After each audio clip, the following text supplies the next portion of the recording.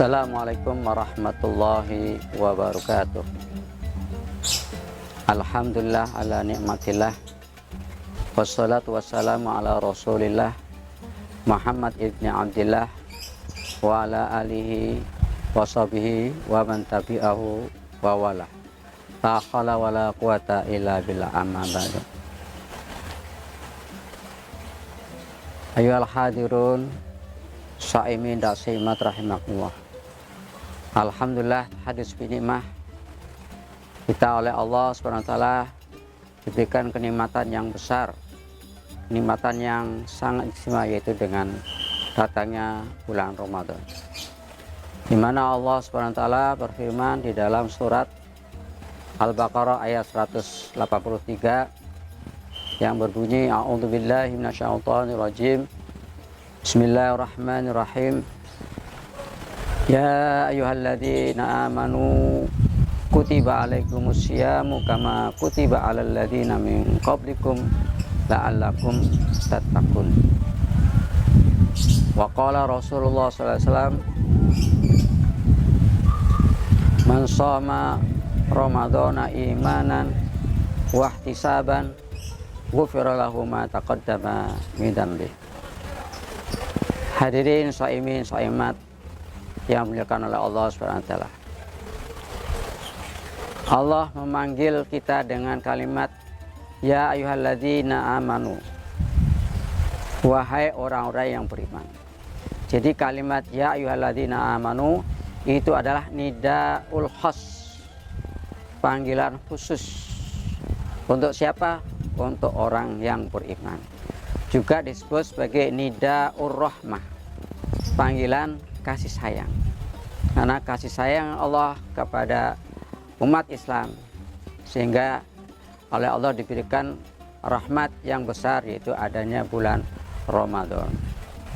Ya ayyuhalladzina amanu, wahai orang yang beriman, kutiba alaikumusyaam, diwajibkan kepada kamu untuk berpuasa, kama kutiba alal ladzina min qablikum, sebagaimana diwajibkan kepada orang-orang sebelum kamu, la'allakum tattaqun, supaya kamu termasuk orang-orang yang bertakwa. Hadirin shaimin shaimat rahimakumullah. Puasa atau syam itu juga bisa bermakna diam. Ya, Nabi mengatakan as-sumtu hikmatun wa qalilun fa'ilu.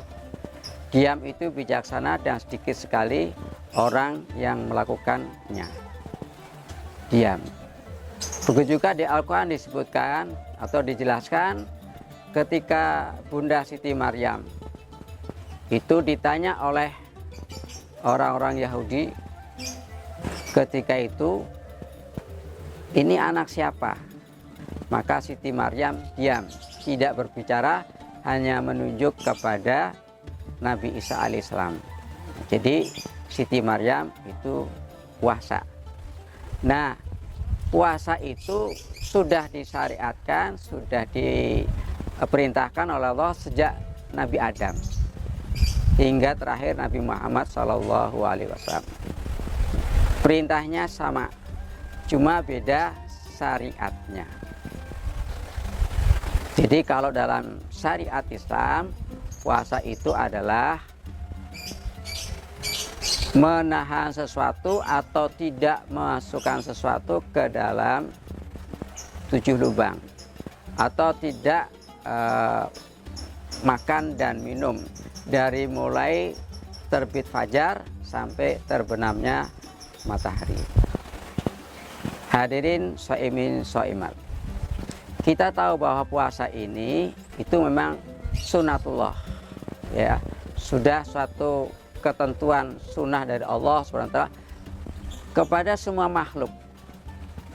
Kita bisa lihat bahwa puasa ini tidak hanya kepada manusia, kepada alam atau kepada tumbuh-tumbuhan pun juga.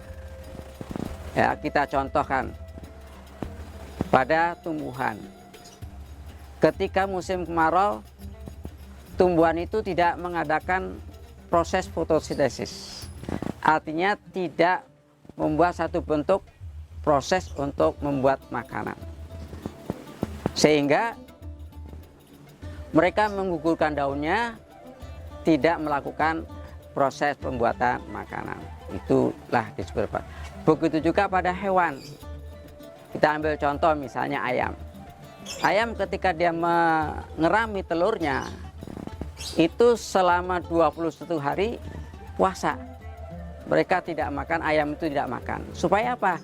Supaya suhu tubuhnya itu tetap stabil, sehingga nanti telurnya itu bisa menetas menjadi anak-anak ayam. Begitu juga pada binatang lain seperti ular, mengganti proses kulitnya, atau burung elang, ya, dia harus berhenti untuk supaya wujudnya menjadi muda lagi. Nah, itu seperti itu. Juga ada agama lain, termasuk orang yang sakit, itu biasanya ketika proses untuk pengambilan darah ada, dia disuruh puasa. Oleh karena itu, puasa ini menjadi kewajiban kita semua yang diperintahkan oleh Allah Subhanahu wa taala, supaya apa? Supaya terjadi keseimbangan di dalam alam, termasuk di dalam tubuh kita. Supaya terjadi keseimbangan, maka kita disuruh puasa.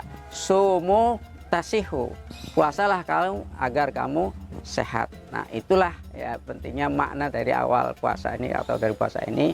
Kita berharap pada Allah Subhanahu wa taala bisa melaksanakan puasa Ramadan full, penuh, dan insya Allah kita akan mendapatkan taufik, hidayah, dan diberikan Allah kesehatan setelah selesai kita melaksanakan siam Ramadan.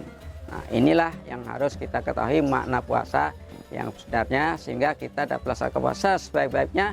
Jangan sampai terjadi puasa kita batal karena kita melanggar atau ketentuan yang sudah disyariatkan oleh Allah SWT dan Rasulullah SAW, sehingga kita dapat melaksanakan puasa dengan baik. Nah, inilah yang saya sampaikan. Mudah-mudahan ada manfaatnya untuk kita semuanya. Billahi taufiq wal hidayah. Assalamualaikum warahmatullahi wabarakatuh.